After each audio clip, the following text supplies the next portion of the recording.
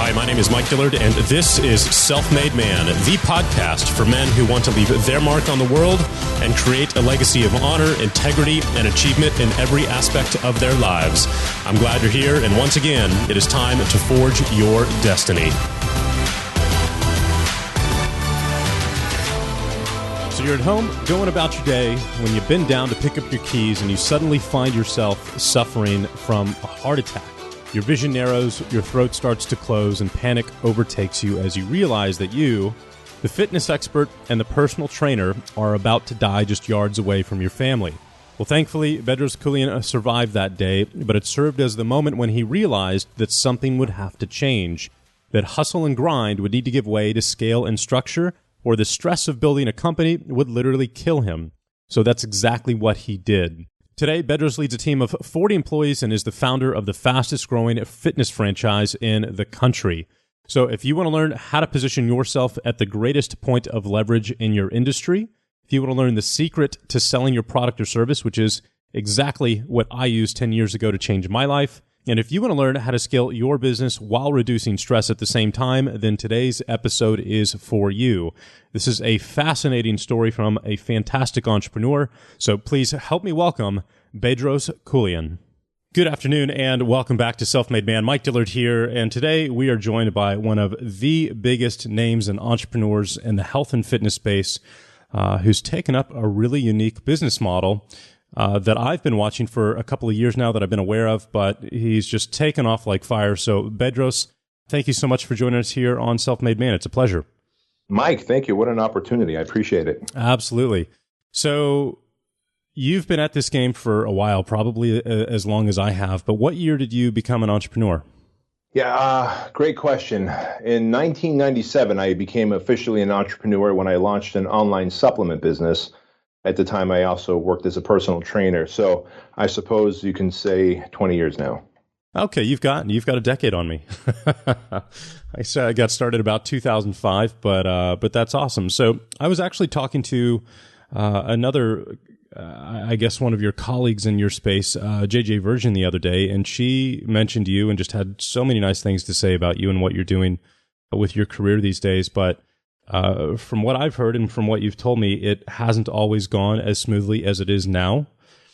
So let's dive back into the beginning of your story and tell us a little bit about your journey.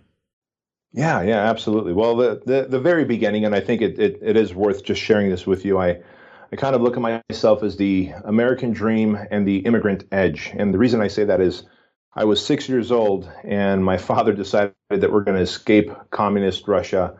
And a family of five, we're going to move here to the United States. And so the Great Escape took place. We moved into the United States in June of 1980. And I grew up literally eating out of dumpsters, went to 3 elementary schools, 3 junior highs, 2 high schools. We were broke, we were poor. We had to decide whether we're paying for gas, electricity, or water at any given month in the beginning. So it was pretty tough not to speak the language, understand the culture. But my dad knew that we came to this country because he wanted to live and become the American dream. And that's what he wanted for us, his kids. And so little did I know that all the hardships and adversities that we went through the first 2 to 3 years when we moved to the United States were some of the best entrepreneurial lessons that I would ever have. I look back now and my ability to build rapport with people anywhere I go, and I'm an introvert by nature, but anywhere I go, I can build rapport and relationships with people very quickly because we moved around so much from apartment to apartment, school to school, that I didn't know how long you and I were going to be friends. And so when I came to a new school, very first day, I was already trying to make friends, build relationships, have fun with you, because I didn't know how quickly that was going to end and we'd move on to a new school in a new district. And so a lot of those rapport building, selling, people skills, being able to overcome challenges and adversities. And today I kind of look at adversities as an advantage. Being in the health and fitness world, a personal trainer, most people who think about personal trainers, they know that they help you build your bodies because we train you with weights. And over time, the more weights you add, the more you can shape and sculpt your muscles and the stronger those muscles gets. But it's not just weights that develop the human body, because challenges and adversities are the resistance against your mental muscles and your entrepreneurial muscles. And I'm so thankful I had those experiences as a young man growing up. So in 1997, I decided to become an entrepreneur. The internet was coming around, and I started an online business selling supplements. It was called totalmuscle.com. And that was my first of many failures on the internet and as an entrepreneur before I found my stride. So why did it fail? To be honest, I wasn't expecting you to say that. Usually that's the first $1 million business I ever made.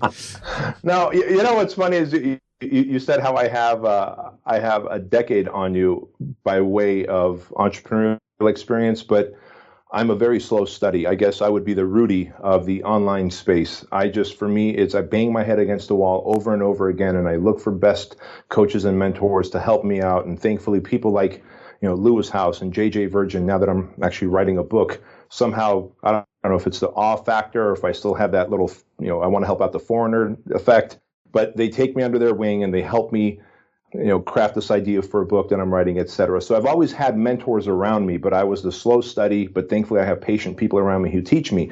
And so in 1997, when I launched Total Muscle, I was a personal trainer. I referred all my clients to local nutrition shops to go buy protein powder and amino acids, et cetera. And I realized that's money that I could be making and keeping. And so I found where they buy the supplements. I bought them and I would put them in my spare bedroom. And of course, the internet being so brand new, if you remember AOL and dial-up, I was that guy, dude, who would search on AOL. I'd look for men who are into powerlifting, bodybuilding, fitness, etc. And if you remember back in the AOL dial-up days, you can actually search people's AOL profiles. And so if you had those keywords that fitness related in your profile, I had a form email that I would paste and hit send. So I didn't have a Infusionsoft or an Entreport type platform. I just cut and paste 200, 300 emails a night after I worked my job as a fry cook at Disneyland, because I was also a part-time fry cook and a full-time personal trainer. And the reality is there was no Google. There was no address verification service like we have today. So if you stole someone's credit card, went to my website and bought $18,000 worth of supplements, man, in the name of service, I would try and haul ass and package that up and send it on to you, get it to Austin as quickly as I can so you can buy from me again. And then, of course, I would later find out that it was a stolen credit card. The owner of the credit card would do a chargeback. I've already lost the supplements. And so it was a really tough go. And of course, I didn't know this like a dummy, but supplements expire. They have expiration dates. And if you can't move them fast enough, you have to throw them away. And so the business model was destined to fail from the beginning because there was no Google for, to buy traffic or search engine. There was no address verification. So at least 12 times that I could think of, I sent products to addresses where it was later charged back. And so I lost the money and the products. And of course, I just didn't have any business skills whatsoever. I was brand new. It was more of a entrepreneurial seizure that I had than an entrepreneurial gift. So that was it. Yeah. So when did things start to turn around for you? When did you hit your first seven figures, I'd say, and you're like, okay, things are going well here? Yeah. So good question. In 2003, I created a software called High Tech Trainer. It was for online personal training. And while I didn't knock that one out of the park, it ultimately started doing about $15,000 to $20,000 a month. And I realized I first got my taste of online income, online business, online revenue. Well, just then I had sold my 5 personal training gyms and I started to coach and consult personal trainers on the internet. So by 2005, I was now coaching and consulting personal trainers, teaching them how I opened up multiple gyms, personal training studios, and how I built them up and created a local brand. And I really liked the idea of helping other personal trainers with their gyms. And they were, paying me at the time substantial amount of money, $2,500 a year for 12 months of coaching. And it wasn't until about 2007, so 2 years after coaching and consulting, that I made my first million in 2007. And I realized that I made my first million working out of my spare bedroom, just me and my wife and a part-time assistant. And I liked that. And by this point now, we see Google and we see, YouTube trending, and of course Facebook, or Facebook was just on the horizon. And it was a really neat experience to know that I was on the cutting edge of this new platform. And it wasn't long after that, of course, and 2 years after that, I thought of Fit Body Bootcamp, our franchise, and now I run live events, and we have our franchise, and we've become an 8-figure organization with a team of 35 plus and growing. So, I found it in my career that my results changed when my skills changed. And so what skill or skills did you acquire that allowed you to finally execute a business to 7 figures? Oh, man. It was my ability to write in a way that influenced people and moved them to action, Mike. I can't stress that enough. Now, English was a second language for me, so I always kind of leaned on that as a crutch. Well, I'm not a great communicator. But then I had to face the fact that I was 6 years old when I came here. So I learned the language pretty quickly. I went to kindergarten like every other kid. And so I had to become a better salesperson via print. And as you know, email marketing is huge and was huge back then. And so as I honed in my communication skills, my sales skills, story selling skills via email, that's when I hit my stride with having this big financial breakthrough. Ironically, it was the same for me. Go figure, right? No, I was sitting here. Yeah, I was sitting here laughing because I talk about this all the time, and I'm sure people get tired of me talking about the fact that if you want to get results, you have to, acquire skills that will allow you to do that. And the single most important skill that you can learn is how to write, persuasive sales copy. So I'm really glad that you had the exact same answer and the same experience, because now it's not just me saying it. But that's the difference. I have yet to meet a successful entrepreneur who does not know how to sell their ideas, their product, or their service. So that's super cool. Yeah. And the reality is today we do that. I verbally write emails, I suppose, when I'm speaking from stage or in a YouTube or Facebook video or on a podcast like this. And so that ability to write or speak in sales copy, as you said, it's second to none. Do you have any favorite resources or trainers where you learned that skill from?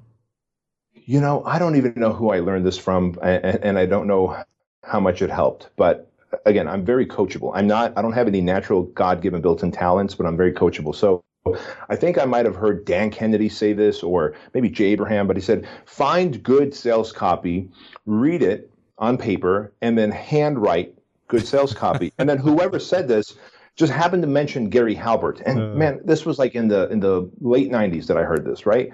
And me going, oh, okay, anything anyone says to me made sense. I didn't even realize back then that there was people that might actually say something, profess something, but not practice it. And so I said, if this expert's saying it, they say they're an expert in copywriting, by God, I believe it. And they said the name Gary Halbert. So I went and I found I have 2 crates of Gary Halbert letters, which, here's the irony. A couple of years ago, Kevin Halbert and Bond Halbert, Gary's sons, Gary's now dead, obviously, as you know, they heard through Joe Polish that I have all of his old letters. And they reached out to me and said, hey, can we take them and digitize them? And I said, yeah, sure. But I got my hands on all of Gary Halbert's letters that he had written, or at least all that I could find. And I just started to read them on paper and handwrite them out. And as I did, I started to almost read in between the lines. What is his message? What is the hook? Why did he just leave a cliffhanger here and forcing me to flip the page? And when you read enough of them, like anything else, you see commonalities. And when you see the commonalities, those are typically the nuggets that are going to make you money and help you make a bigger impact in what you do. So that was my big takeaway. Of course, since then, I bought courses from anybody and everybody, from Dan Kennedy to John Carlton to the recordings that Joe Polish did of Gary Halbert himself in that tiny little hotel room. And I'm just a studier of persuasion, influence, and wordsmithing. It's so funny. It's just this is unbelievable. So we didn't script or talk about this podcast at all until I called you up on Skype and said, "Hey, let's do a show today." So that's exactly what I did as well. I must have read it from the same Dan Kennedy book or somewhere, but I got the advice that you need to write out letters by hand. So I would do that every night for about an hour. Read all of Gary's stuff as well, and it's the exact same thing. You learn the pacing and the rhythm and the psychology, and it just becomes innate. And it's as if you're learning a different language. And before you know it, you're writing like those individuals are, and you're not even sure how or why, but it just starts to work. So I absolutely, totally concur with the methodology. It's changed both of our lives clearly, and that's just awesome. You know, you nailed it too. My sentence structures, when I look at my written copy, are pretty darn identical to Gary Halbert's, and it's no surprise why. I've just taken on his habits, right? Yeah, exactly. It's, if you go to a foreign country, within a day, you're starting to drop words with the local accent. You don't know why, and it just catches you off guard. But there you go. You can do the same thing with sales copy. So one of the things that you've mentioned over the last couple of years that's made a huge impact on your career is the inclusion of processes and discipline as an entrepreneur, which is something that I could always use more of. But what led you to make that a priority in your business?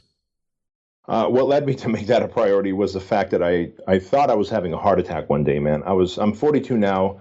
I was 37 years old, and I went to my guest house I left my shoes up in my guest house the night before because I have a drum set there and I drum barefoot. But I went to get my tennis shoes the next morning, and as I bent down to my guest house to pick up my tennis shoes, and I stood up, all of a sudden, tunnel vision, shortness of breath, throat is closing up, my heart is just racing, and I go, holy smokes, I'm 37, this is how I die of a heart attack? I thought I was having a heart attack, Mike, and I said, all right, the least I can do is stumble down the staircase and die on the pool deck so that my wife and kids can find me before I get bloated and rigor mortis. I know that's a twisted thing, but all I wanted to do was be found in somewhat of a, he still looks like dad or the husband and not some bloated guy that, the next morning, because the guest house, no one really goes and visits on my property. So long story short, as I started stumbling down the staircase, I don't know if it was the fresh air or just whatever, it went away, but the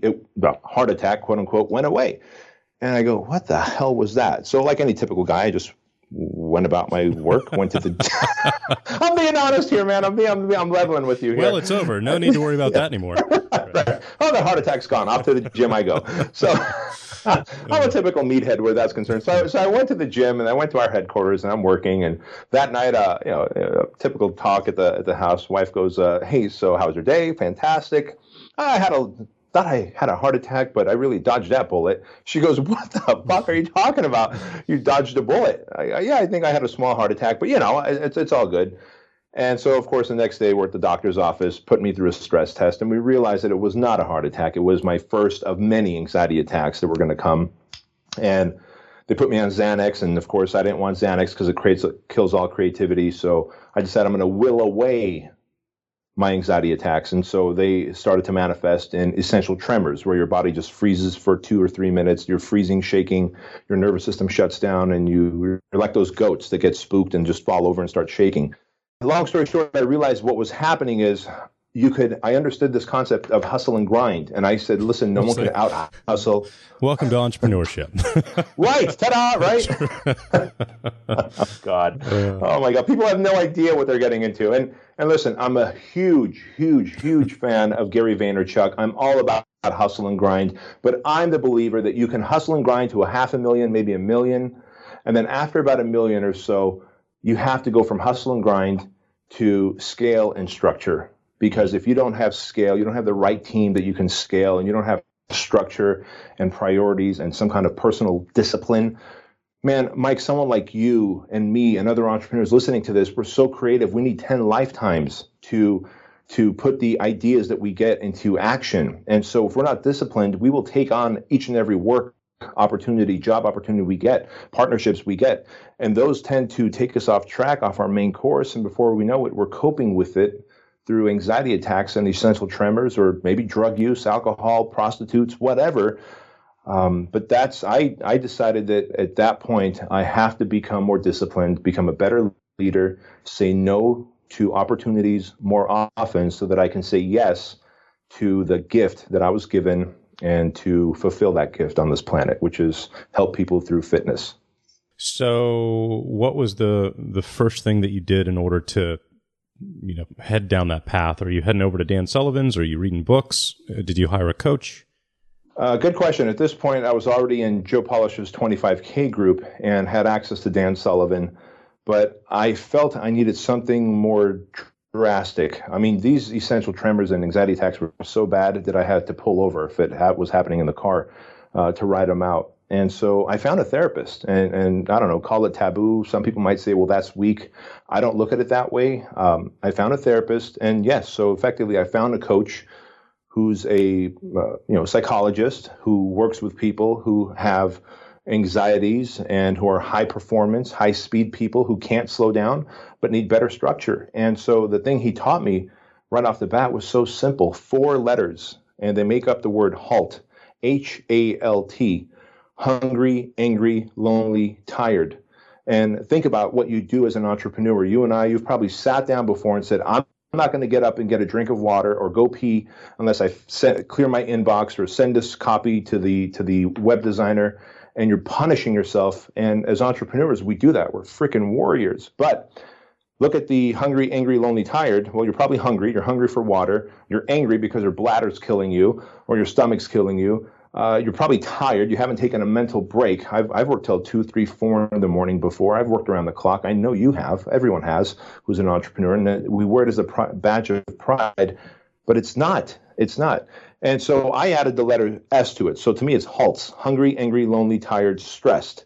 And when you're any one of those 4s, you're more, in my case, if you're susceptible to anxiety attacks, you're going to have an anxiety attack. If you're a recovering alcoholic, as it turns out, my therapist said that you're most likely to go back to alcohol. If you're a sex addict, you're most likely to go back to that. Drug addict, you're most likely to have a relapse there. And so to learn these simple tools that we don't learn in the entrepreneurial world, because we learn conversions, copy, how to buy ads, how to manipulate pixels, countdown timers that disappear and restart, etc. So where one side of my personal education was just so well developed, this other side, I was a knuckle dragger where any level of balance and discipline was concerned. So I went to a therapist, and since then I've worked with, it's funny, the guy that hired me as his coach, Craig Valentine, years ago, and then we later became business partners. And then I hired him and to help me create more structure and discipline in my schedule between him and my therapist, and just also working on myself, reading books in that space.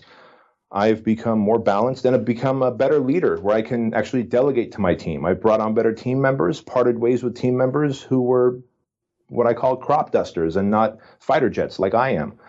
So a lot's happened to deal with that stress, but holy cow, have I become a great leader, and it sure has impacted my business in a great way. How did you learn the leadership side of the business? Well, I had an anarchy in my headquarters. Again, probably something that most quote unquote gurus, experts, whatever, don't talk about, but I like to be fully transparent. I'm a big mess up, man. And so I'm always a work in progress. And so I learned very quickly when I had anarchy, more than half of my staff, and at the time I only had 12 staff members. We didn't have the near 40 people we have now.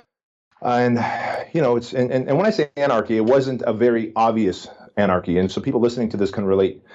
You might have a meeting and say, guys and gals, this is what we're doing moving forward. And your team kind of does it, but kind of doesn't, and is a little adversarial with you in the process of doing it. And you can tell they have a little bit of resentment towards you, and they're kind of dragging their feet as they're doing it. That, to me, is anarchy in your business. They're not on the same page with the vision, with the culture, with the mission. And I realized I'm, again, having anxiety attacks. What's going on? And so I had to set my expectations higher. So where I became more structured, more organized, more disciplined, when I expected that of my old team, they simply didn't want to deliver it. Or a couple did. The majority didn't. So I parted ways with them, and I decided, and this is where we all, as entrepreneurs, we have to fire fast, hire slow. And I started to hire quality people and set the expectations from the get-go. What were some of the processes and procedures that you implemented? For example, we now have a compliance officer, and we have a operations manager and an HR person.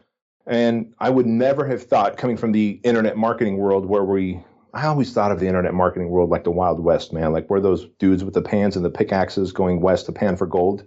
But the reality is I've got a team. They're of different ethnicities, genders, cultures, religions, and some of us have a trucker's mouth, and we need an HR person. And so I got an HR person, a compliance officer, because I don't want to deal with the Federal Trade Commission. I have a franchise. All franchises are overseen by the Federal Trade Commission.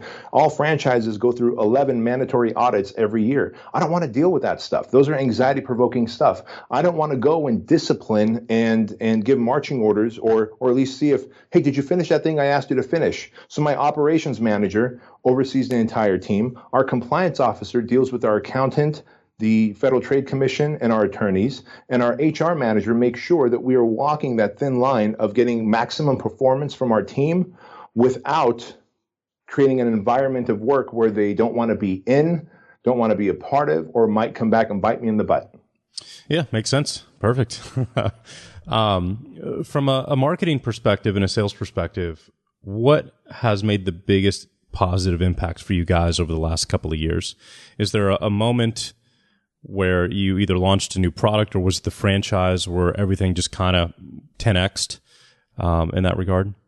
Yeah, in fact, where the 10x and the 20x came in is when we went full transparency in our marketing. Meaning, right now, I've got a team of 3 full-time videographers who work for me.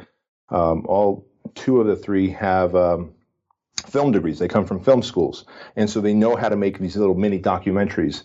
And every other month, we send all 3 of them out to the world, and they will go and document my coaching clients and their business, their lifestyle, or our franchises and their businesses, the good, the bad, the ugly, the anxieties they had with starting up, how they had to negotiate with landlords to get their lease, how they had to build out their location.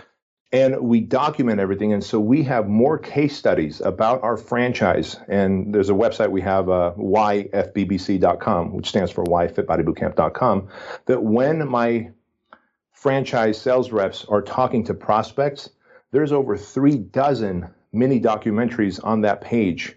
And we're likely to find someone just like you, if not 2 or 3 people just like you on that page, Mike, who we can go, oh, you know what? There's a person who reminds me of you, Mike. I'm going to send you the link to these 3 videos, and I want you to hear their story. Because odds are you're not going to fly across country to visit them. You may talk to them over the phone, maybe. But if I send you the links and then follow up tomorrow and say, did you watch this? So we went full transparency with our marketing. And we go, look, here's how many failed locations we have. Here's how many successful locations we have. But let me tell you how that compares to Quiznos and Cold Stone Creamery, so you have something to measure against. And while that might go against typical marketing, I think these days with social media and everyone wanting, you have to. You got to go full disclosure. And when we went full disclosure in my coaching and consulting, and I tell people, hey, you see the best part of my coaching and consulting, we're in Vegas, we're in Miami, we're having dinners. But let me tell you, I can be an asshole. I can lean on you. I can call you a crop duster and expect you to be a fighter jet, because that's what you are. That's what you're paying me to help you get to. And so I'm going to lean just until you crack. When I hear the crack, I'm not going to let you break. And then we're going to make you stronger. Then I'm going to lean harder the next time. And listen, they decide if they want to pay me the $2,400 a month to be a coaching client, or they want to pay us the $25,000 plus the royalties to be a franchise. But they make no mistake about it. They know that working for someone or with someone who's type A driven and expects them to be type A driven in a fighter jet as well. So you've used the term fighter jet and crop duster now a couple of times. So let's unpack that, if you will, for everybody listening. Sure. And I believe all humans, we can break down into 2 categories: fighter jets, crop dusters. Crop dusters, look, man, they're reliable. You don't have to change the oil. You don't have to do anything. You fire that thing up, put the whatever in there, and then you're dusting the crops, and you're fine. It's reliable. It'll get the job done, but you're certainly not going to take a crop duster to war. On the flip side, a $25 million F-18 fighter jet, every time that damn thing flies off that carrier and goes and conducts a mission and comes back, there's some kind of stress fracture in it. It has to be cleaned, maintained. They take it down to the belly of the aircraft carrier, where they take apart the engines, put them back together, reload them with ammunition. It is very high maintenance, and so it has a very high maintenance crew that takes care of it. The pilots sleep in different quarters than everyone else on the ship. They eat different places that everyone else on the ship does. They have a different lifestyle. There's different expectations. They go through different training. And so I really look at a fighter jet human as a high performance human who has decided they're going to push the boundaries of their industry. They're going to push the boundaries of the impact they want to make before they leave this planet. Whereas a crop duster might say, look, I'm here. I'm ready to consume content. I'm not looking to create and add value, or they might add value in their own way, but I'm not going to stretch myself out of that comfort zone. I'm not going to lean into the side of my comfort zone, and that's okay too. We need them, but I don't need a crop duster on my team, because the analogy I give my coaching clients is, if you and I are a squadron of fighter jets and a third plane joins us and we're about to go conduct a mission, and that third plane is a crop duster, you and I have to slow down to keep up with this crop duster. And if you know anything about fighter jets will fall out of the sky the moment they slow down. They can't go slow like a crop duster. They need speed to stay airborne. And so you've got to surround yourself with other fighter jets, otherwise we're screwed. Yeah, I love it. Awesome. So what led you down the path of the franchise business model? Because you're one of maybe only 2 entrepreneurs that I know who've actually started and built successful franchises. Good question. So going back to my beginnings, I was a fat kid, because eating out of dumpsters. And as we grew up, the government would give us food, typically white bread, Velveeta cheese or fake Velveeta cheese, government peanut butter, all that stuff. And we're very, very, very grateful for it, all that stuff. But it was stuff that made me fat. And I was 35 pounds overweight in high school. I was a flubby, chubby kid. I was a fat kid. I wasn't even chubby. And I always grew up poor and broke. And, broke is you financially don't have money. Poor is this mindset. And I had both. I was poor and broke. That's why we say poor and broke. And so I knew that I wanted to solve my 2 biggest pains in my life. And so as I got into shape and realized that, wow, people are talking to me more, I'm making eye contact more because I lost the weight, I feel more confident, higher self-esteem, I enjoyed that. And I figured, you know what, I never want to be in a position that we get kicked out of apartments, where I wear hand-me-down clothes that don't fit me, where people call me by a different name, because one of the shirts that I wore at school had someone else's name on it because it was a hand-me-down shirt. And for an entire semester or school semester, I was called Herman because it said Herman on the shirt. My name is Bedros, not Herman, right? But those are the scars that were left. And I'm grateful for those things, because I reframe all that as the adversity that built my emotional toughness and mental and entrepreneurial muscles. So today I said, well, if I coach and consult personal trainers to help them make more money, great. That solves the problem of not having money, which that was the problem I had as a personal trainer. And as a personal trainer, we get to help people change their lives by losing weight, and then that typically bleeds into their self-esteem, their work, their family, their marriage, their relationships, etc. Which, again, I was impacted by the change that came into my life when I lost the weight. So I still do that. I'm still the guy working on his weight and building a financially free empire. I'm in a much better place. I don't have problems with my weight anymore, and thank God I don't have problems with finance anymore. But now I serve people in that capacity. And I found that coaching clients is one thing. Having them follow a replicatable, duplicatable model was even a faster way to success. And so when I had 43,000 paying customers, personal trainers, gym owners, boot camp owners worldwide, I reached out to my best clients, my best 1,000, 1,500 coaching clients, and I said, hey, if I created my own brand, my own franchise, where everything was paint by numbers, instead of you doing 30-minute workouts, this guy doing 60-minute workouts, you're running this Facebook ad, that guy running that. If it was all paint by numbers, would you come on board? Well, yeah, we trust you enough. You've helped us with our business where I would do it. Great. So I launched Fit Body Boot Camp, and we became a franchise in 2012, and very quickly converted many of my coaching clients and now non-coaching clients into franchisees. But it was to speed up the vision, and the vision is to help the world with teaching entrepreneurs to make more money, and of course, helping people live fitter, more healthier lives. And I still do that. Awesome. Very cool. What's the biggest challenge that you have when it comes to franchises? Actually, you know what? I want to turn that back just a little bit. Yep. For entrepreneurs out there or people who are thinking about starting a business and they're looking at a franchise, right? Maybe it is a Subway or something like that. What's the biggest thing that they have to look out for? That's a really good question, Mike. And no one's ever asked me that when I do these podcasts. I'm glad you're asking. And the biggest thing is, and before I started the franchise, I'm that guy that goes looking for mentors. All right, who can mentor me? And the reality was I couldn't find any mentors in the franchise space. So I went to the International Franchise Association trade shows a couple of times, and I started doing researches on franchises that people like and franchises that came and went. like Quiznos and Cold Stone Creamery.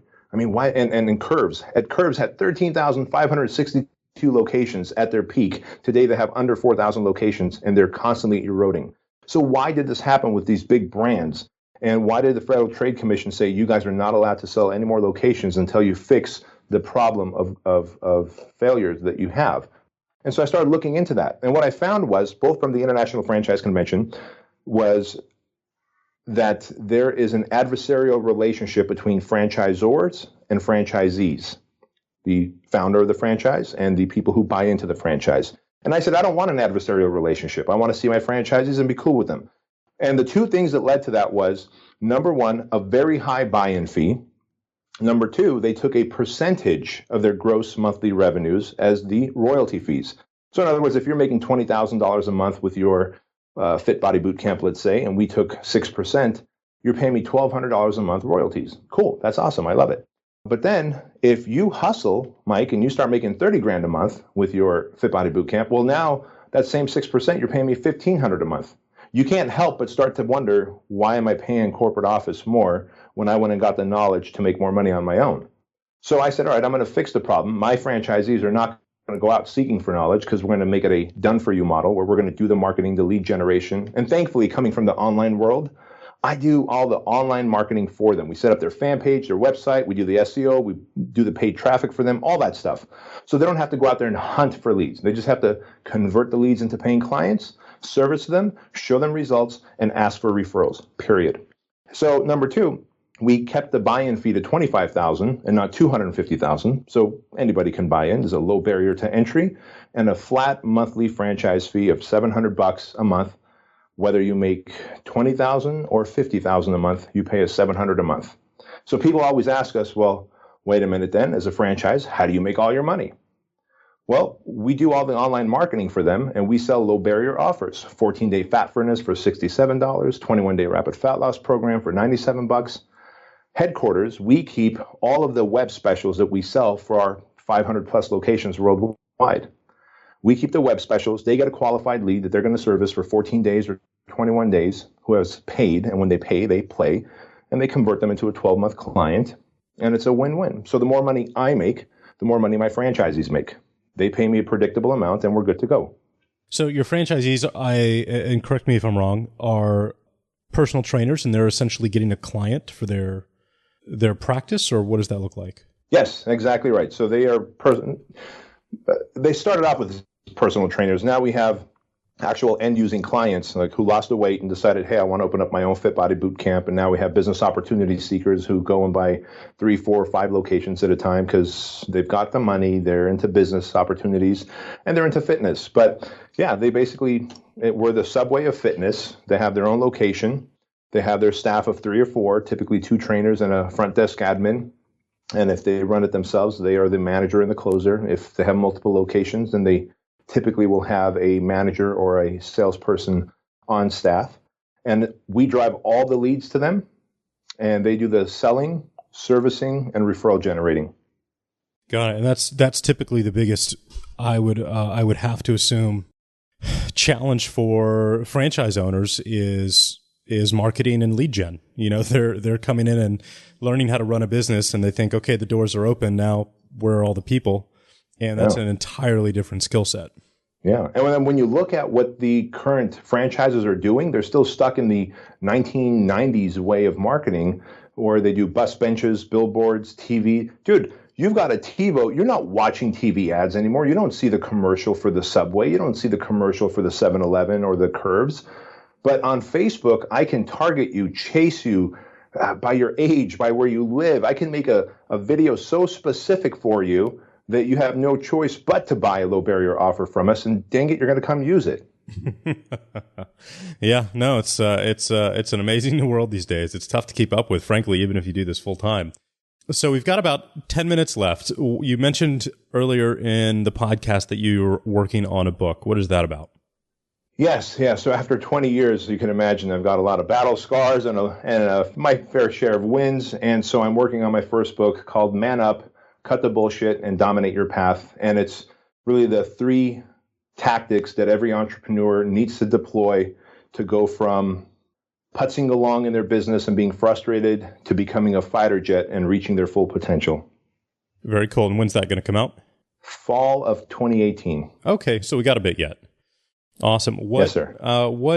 What compelled you to put in the time and the effort to write this book? Because Lord knows you've got any number of things that you could be doing otherwise, and but what's pushing you to do that? Well, what was pushing me to do this is and you know this, you first start off in a tiny little niche. And look, man, I start off in a tiny little niche of not even gyms, personal trainers, right? There's only like 180,000 certified personal trainers worldwide, and most of them are passing through the industry. They're going to be actors or chiropractors or physical therapists or whatever. And so there's a small percentage that I work with. And so, but as you grow and you become someone and you build your brand, and we hit the Inc. 5000 list, last year, et cetera, and the entrepreneur list. And as you kind of grow and you get into the networking with other entrepreneurs, you soon start helping other people in their businesses that are outside of your industry. And you go, holy smokes, this guy's doing $3 million a year, but he's got the potential to do $22 million a year, but he's not. And I could see all the limitations, the limiting factors, why. And even coming from the fitness world, I helped the guy in the dental world, chiropractic world, in the personal development world. And I realized, holy smokes, my 20 years of experience is now helping people. And these guys and gals were actually hiring me to personally coach and consult them. And so I figured, oh my gosh, well, I can't be found by everyone. I can write a book for all entrepreneurs, whether you're just starting out with a small business or you're somewhere between 2 and 5 million and you want to go to 20 to 50 million. And so that's where the idea of Man Up came. And really, it's this man up thing. It's like, hey, it's time to man up and get disciplined. Time to man up and stop hitting snooze. Time to man up and be the leader. It's time to, I always use the term man up with my coaching clients. And so someone's like, you should write a book called Man Up. And you hear that enough, and you go, you know what? I have more content and wisdom to share than most people have ever gathered. So it's time that I write that book. Awesome. Very cool. And then finally, last question for you. Are there any resources that you absolutely love and can't live without? That could be an app, a piece of software, who knows what, but what really benefits your life? Yes, Audible. I love Audible. I travel a lot, probably very much like you do, and I love downloading audiobooks. Right now I'm listening to Elon Musk's biography. Fascinating story, that man. But I listen to it at 1.25 speed. Mm-hmm. So I go through books a lot quicker than just if I read it. I'm a very slow reader, to be honest with you. And I listen to it at 1.25 speed, and I go through books. I'm on planes, trains, automobiles a lot. So I go through about 3 to 4 books per month that way. Yeah, absolutely. I'm the same way. I go through my podcasts, and when my favorites are out of episodes, I bust open Audible and start making my way through that. Yeah. And then last question, just out of my curiosity, do you know your Myers-Briggs personality type? Oh, man. I know now, is that the one that says if you're introverted and... like I'm an INTP. Okay. Yes, I do know that. I am an IN. You're a thinker, right? T is for... Mm-hmm. F would be the alternative for feel. Yeah, and then where you're a P, I'm a J, judicial. Okay, so INFJ? INFJ, yes. Cool. I knew we were similar, and I just wanted to see how close we were. And thankfully, my therapist put me through it, and I thought for sure I would come out as an extrovert, but I've taught myself to become an extrovert when I do podcasts or speak from the stage, but I'm an introvert by nature. Very cool. Well, Bedros, this has been fantastic. Thank you so much for the time today and sharing your story and experiences. Where can people go to connect with you? Best place to find me is on my blog, bedroskeuilian.com, where I just share a lot of videos and posts about things that I'm doing and lessons that I've learned, and also on social media, all social media platforms, Bedros Keuilian. Awesome. Well, thank you once again. We will follow up with you for sure next year when your book is about ready to be launched. I'd love to read a copy and share your wisdom in that with our audience as well. So thanks again for the time today. Thank you for the opportunity, Mike. I really appreciate it, man. Absolutely.